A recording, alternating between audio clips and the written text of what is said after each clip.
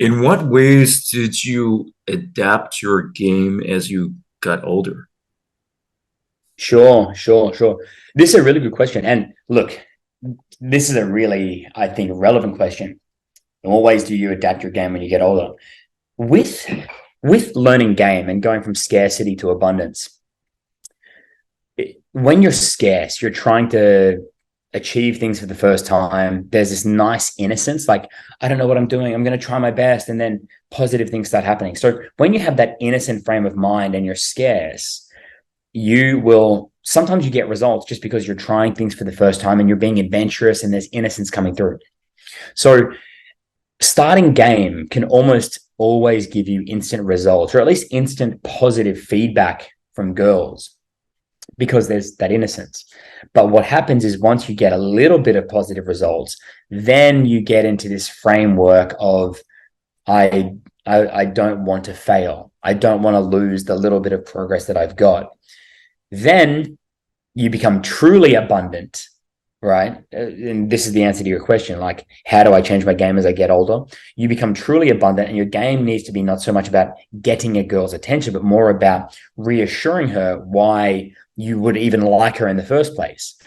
The majority of women that we're going to meet, prospective partners, depending on their gender, are going to be not supermodels, right? They're not going to be professional models. They're going to be average, everyday women who are attractive, who inspire thoughts of intimacy and sexuality, attract people that we're attracted to, but they're not going to be supermodels. So they're going to have their own insecurities. Everybody has insecurities about their worth and are they wanted and are they needed. But as guys, which is what this channel is mostly going out to, as you become more mature, more abundant, more attractive and more strong in your personality, a guy needs to focus more on reassuring the girls that he's talking to rather than trying to keep her attention. So imagine a girl is walking around, a woman, 26, 27, and so on, getting a little bit older now, 24. She's walking around. I do like my sock puppets here. She's walking around hoping to meet somebody who's an authority, right? Sock puppet.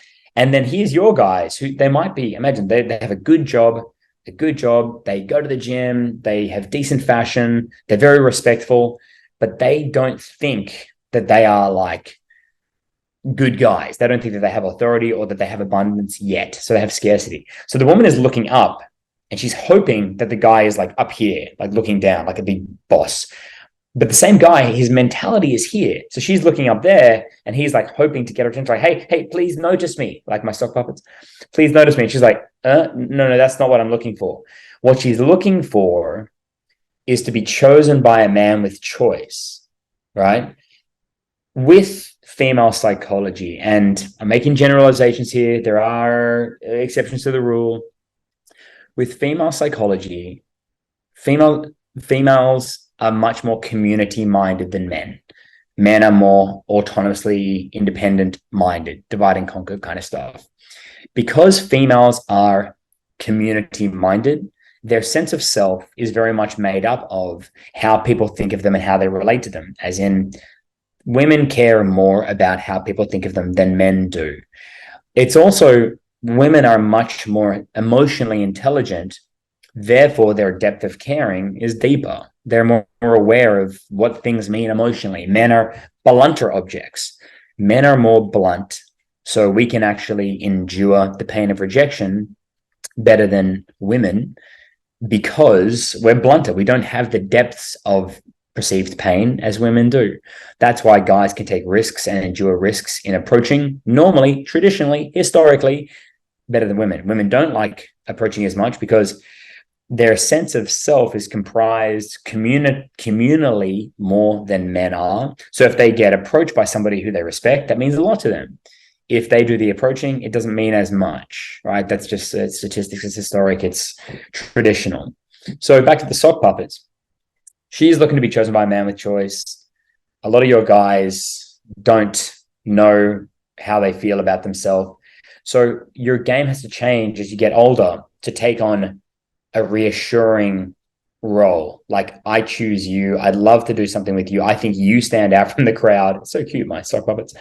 And she's like, this is great. I love to hear that. I love that somebody respects me and appreciates me.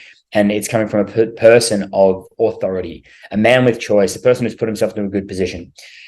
That's the difference. I think when we're younger, we all don't know what the hell we're doing. We're like, oh, I don't know what's going on. We're traveling. We're young. We're trying to find our way in the world. I think when you're younger, it's almost good to be friends with the girls or the prospective partners of the opposite sex.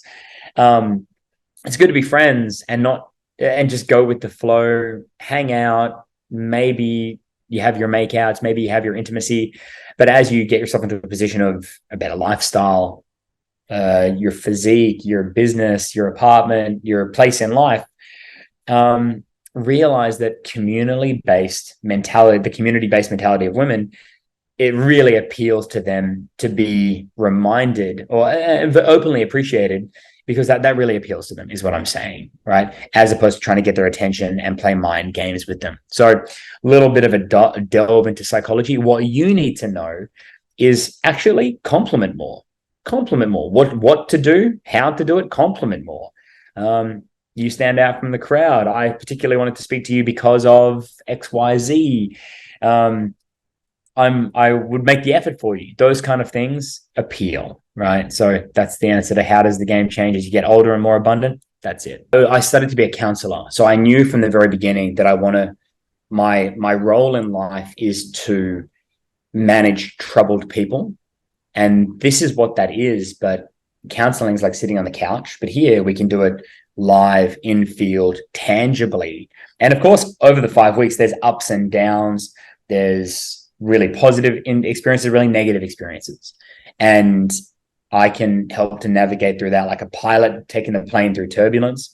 But those negative experiences are not really revealed until, well, a person doesn't truly learn until they have a negative experience. Then a professional coach can really help. And that's the role that I play. So we never really crossed into those depths in 3 days, both of success and in troublesome periods. But over the course of these 5 weeks, we certainly get successes and troublesome periods, and tired and fatigue and alcohol and girl drama and personal crises and all that kind of stuff. It all happens. But that's what I was trained for at university. And that's what experience of 16 years has led me to be able to manage. And students are going out very, very well. Check out we have a testimonial video on our homepage on 4weeknatural.com. It's 80 students, all their testimonials combined, 80 of them. And that was just taken in the last year. So remember, like 9 students per program. We had like the last 8 or 10 programs. We got the guys who are the most fluent in English, because there's some guys who are not so fluent in English. And we accumulated all of their testimonials so everyone can hear, how the graduates of this program, how they think about it. When you were, let's say, roughly 20 years old, what was your biggest insecurity? My biggest insecurity. When I was 20 years old, I thought I would never have a girlfriend. And I desperately wanted to find happiness in companionship. I thought if I get a girlfriend, everything's going to be better. It's so romantic. It's so sweet. I have a buddy for life. That was my biggest insecurity. I really wanted to have like that happy teenage relationship. But in my case, in hindsight, I played football. I had decent grades. I was pretty skinny at the time. I had like really bad pimples as well. I had a lot of acne. I had a very, very active mind. Maybe a lot of the guys here do as well. But my active mind was desperate and scarce and trying to cause the relationship. I would send flowers to girls and chat them up. And I would do all of it out of like worry. I better take action. Otherwise, this is not going to work. And of course, my energy that I bring to the girls is just that of worry, right? I'm not hard to get. I was too easy, too eager, too easy, too predictable, all of those things. And I was just scared that I would never have a happy relationship. And I was terrified that there was no way to understand that. I went to a counselor to ask him, how do I understand how to become a person who gets relationships? And counselors, especially back in 2007, 2006, they couldn't tell you how to get a girlfriend. Morally and psychologically, they don't know what to do.